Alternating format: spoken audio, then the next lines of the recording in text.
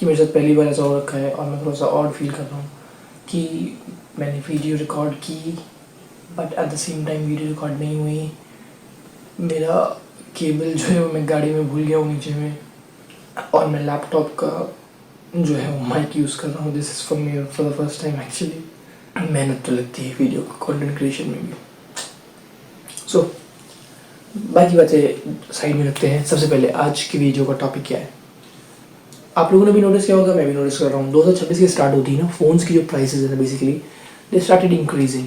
जो भी budget range के जो फ़ोन्स आते थे, like this phone which actually costed 20,000 rupees in 2020 और 22 basically, but at the same time इस टाइम पे जो भी बजट रेंज फ़ोन आने वाले हैं वो इससे ज़्यादा कॉस्ट करेंगे, 30 से 35,000 रुपये कॉस्ट करने वाले हैं।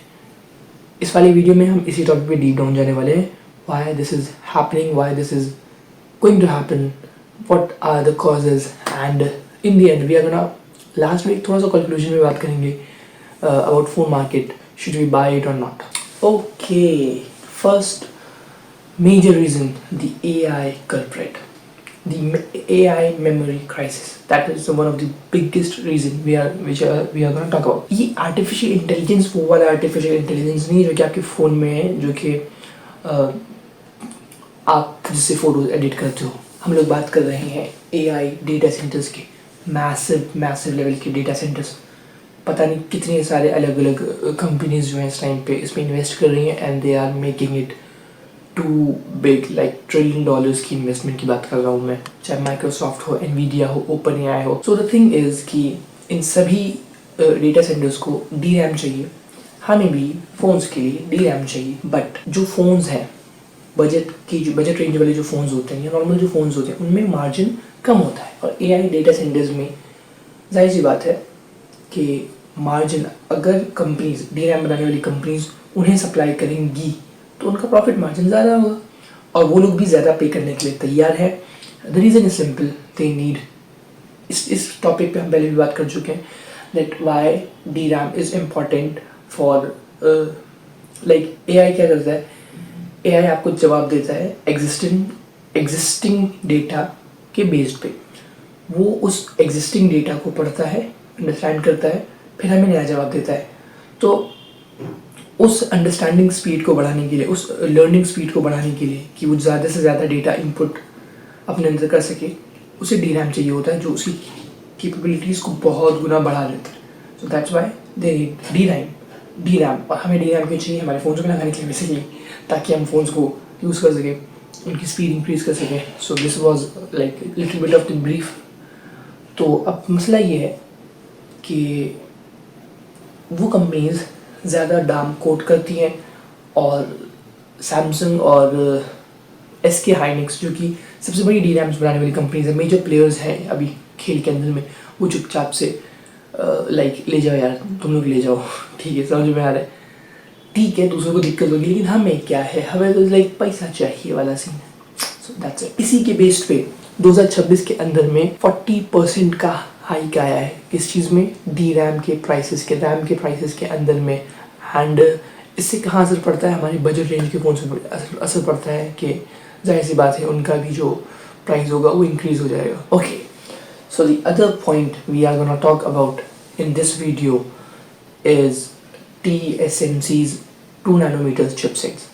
So now we have to understand this one thing. One of the other reason phone के महंगा होने का है वो ये है कि हर साल आप लोगों को भी पता है कि, हाँ मुझे भी पता है, आप लोगों को भी पता है कि चिप्स जो हमारी होती है जितने कम नैनोमीटर पे बेस्ड होगी उतनी ज़्यादा परफॉर्मेंस उसकी इंक्रीज़ होगी, ठीक है। लाइक इलेक्ट्रिसिटी जितनी जल्दी एक जगह से जल्दी मूव कर पाएगी, so the performance is going to be blast, like फटने वाला ब्लास्ट नहीं बल्कि ब्लास्ट वाला, लाइक ये बहुत बढ़िया वाला।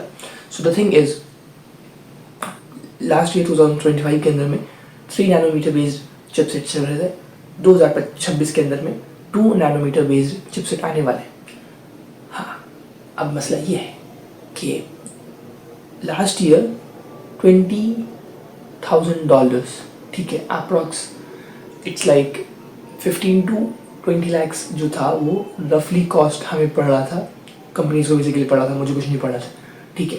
वेफर का जो 3 नैनोमीटर बेस्ड वेफर जो चिपसेट होता है उसका कॉस्ट पड़ रहा था रॉ मटेरियल का। I am not talking about a whole some kind of thing, I am talking about chipset जो होते हैं ना बेसिकली, वो एक बहुत बड़े से वेफर पे बहुत बड़े से चिपसेट, मतलब इस लाइक प्लेट पे छोटे छोटे छोटे छोटे छोटे छोटे बहुत सारे प्रिंट किए जाते हैं एक बार में, ठीक है। So that's how they actually build the system, the chipsets basically. तो कहीं ना कहीं उसकी जो कॉस्ट थी वो उनको रॉ मटेरियल की 15 से 20 के बीच में पड़ रही थी, but this year it's jumped from like $20,000 to $30,000। इसका मतलब ये है कि लगभग 25 लाख रुपए रॉ मटेरियल कॉस्ट करने वाले हैं 2 नैनोमीटर्स चिपसेट के वेफर के लिए। So this is one another jump in the price in raw material basically. So definitely ये जितने भी हमारे फ्लैगशिप लेवल के फ़ोन्स आने वाले हैं जिसमें 2 नैनोमीटर बेस्ड होने वाले हैं, चाहे क्वालकॉम की तरफ से आने वाले डिवाइसेस हो गए या फिर एप्पल की तरफ से आने वाले A18 या A20 चिप जो होने वाली है एप्पल आईफोन 18 के सीरीज के अंदर में, so they are gonna cost more. This was another factor. हाँ, so now comes the Indian factor. India के अंदर में प्रोडक्ट बनाने के लिए जो मटेरियल इंपोर्ट करते हैं, जो भी हमारा सामान इंपोर्ट होता है, that comes in dollars. So when things come in dollars we are paying in dollars. तो डॉलर की वैल्यू अगर इंक्रीज होती है तो हमें भी असर पड़ता है, ठीक है, क्योंकि रुपये की वैल्यू जो है वो डिवैल्यूएशन हो जाएगी। सो अभी तक तो ये पिछले साल तक कुछ 77 चल रहा था, बट मतलब 80 something, but this year may be it crossed more than 80 rupees. So it is one of the other factor which is going to be increase the price in everywhere. Like कम में भी लगेगा, ज़्यादा में भी लगेगा. There is no छूट in any other devices. There is one more factor, GST factor, but I'm not gonna go deep in GST factor. ठीक है. So it's like that GST factor is inner factor, inner economy factor. And the other factor is outer economies factor basically. I'm not gonna go deep on the economy factor. Inner economy factor basically. Section 4, इस video के section 4 में बात करने वाले हैं what brands are basically doing. They are compromising the hardware actually. How कि जो Sony sensor हमने पिछले साल यूज़ कर लिया था, they are not gonna changing, they are not upgrading that, like अगर उनकी कोई सीरीज आ रही है तो वो उसमें उसको चेंज करने के बजाय सेम सेंसर का यूज़ करना चाहेंगे, क्योंकि अगर सेंसर चेंज करेंगे तो उन्हें एक्स्ट्रा पैसे देने पड़ेंगे।